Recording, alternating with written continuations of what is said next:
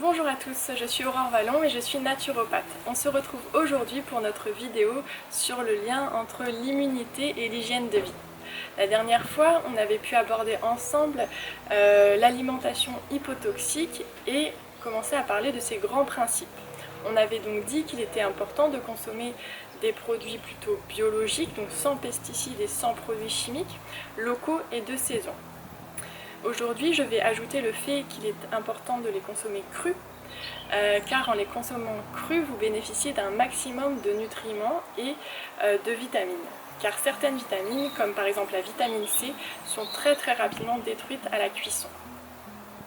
Vous pouvez aussi consommer vos fruits et vos légumes cuits à basse température, ne dépassant pas 110 degrés. Et pour cela, il existe des cuits vapeur doux, comme par exemple le Vitaliseur qui a été créé par Marion Kaplan, qui est nutritionniste, et qui permet donc de cuire nos légumes à moins de 110 degrés. Et donc de maintenir la qualité nutritionnelle de nos produits. De plus, pour bénéficier d'un apport important en vitamines et en minéraux, il est important de consommer des fruits et des légumes qui ont été cueillis peu de temps avant consommation. Et donc, le mieux est de se rapprocher des AMAP, qui sont des associations de maintien de l'agriculture maraîchère de votre région, et du coup de bénéficier de paniers de fruits et de légumes de saison. De plus, en consommant auprès de ces AMAP, vous soutenez aussi les acteurs locaux de votre région et donc vous permettez à l'agriculture bio de se développer dans votre région et de vous permettre donc d'avoir une qualité d'air et d'eau meilleure, donc sans pesticides et sans engrais chimiques. D'où l'importance de réfléchir à sa consommation, car consommer est un acte citoyen et politique, il ne faut pas l'oublier. Voilà.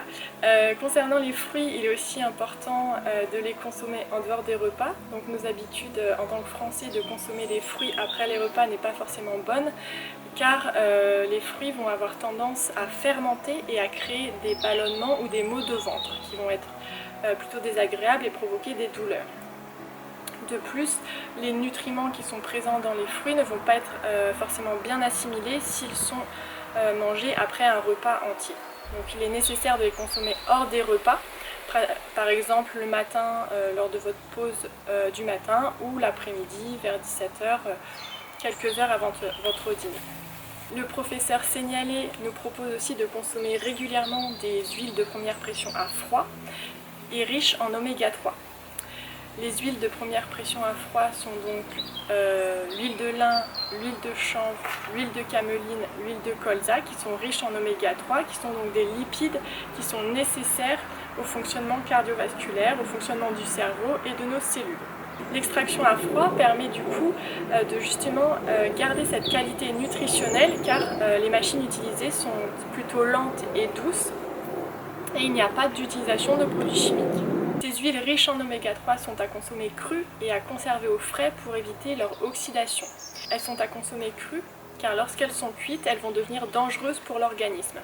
Par contre, il y a d'autres huiles qui sont très bonnes pour la cuisson, comme par exemple l'huile d'olive qui est un excellent antioxydant, ou l'huile de coco qui est à la fois antimicrobien, antifongique et antibactérien.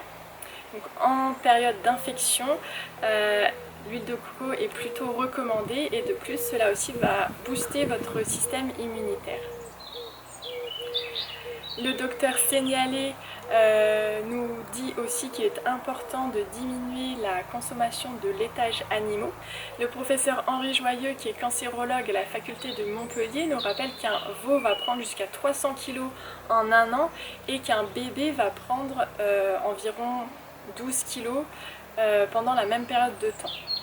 Et qu'aucun animal à l'état sauvage ne va consommer le lait d'une autre espèce lorsqu'il est bébé. De plus, aujourd'hui, il est reconnu qu'il y a de nombreuses personnes qui sont intolérantes au lactose et qui digèrent très mal donc les produits laitiers, car ils n'ont pas les enzymes nécessaires à la dégradation du lactose ou de la caséine, qui sont des molécules, des protéines qui sont présentes dans les laitages. Le docteur Seignalé nous dit aussi qu'il est recommandé de diminuer la consommation de céréales mutées avec principalement le gluten de blé qui a été transformé régulièrement au cours des années et donc qui est aujourd'hui non digeste pour notre organisme et qu'il est préférable de se diriger vers des céréales qui ont été moins mutées comme par exemple le riz, le sarrasin ou le millet. J'espère que cette vidéo vous aura permis de comprendre un peu mieux les principes de l'alimentation hypotoxique, donc qui est une consommation régulière de fruits et de légumes crus principalement ou cuits à basse cuisson, donc ne dépassant pas 110 degrés. Une consommation quotidienne d'huile de première pression à froid avec un apport quotidien d'oméga 3 avec principalement l'huile de lin, l'huile de chanvre et l'huile de noix qui doivent être consommées crues et placées au frigo pour être consommées correctement.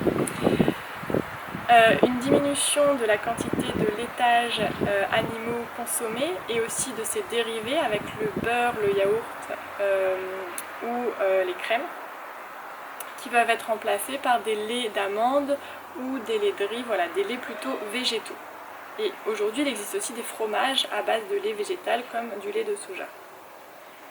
Et diminuer notre consommation de céréales raffinées et principalement diminuer donc les céréales à base de blé qui a été muté énormément au fur et à mesure des années et se diriger plutôt vers le riz, le sarrasin ou le millet.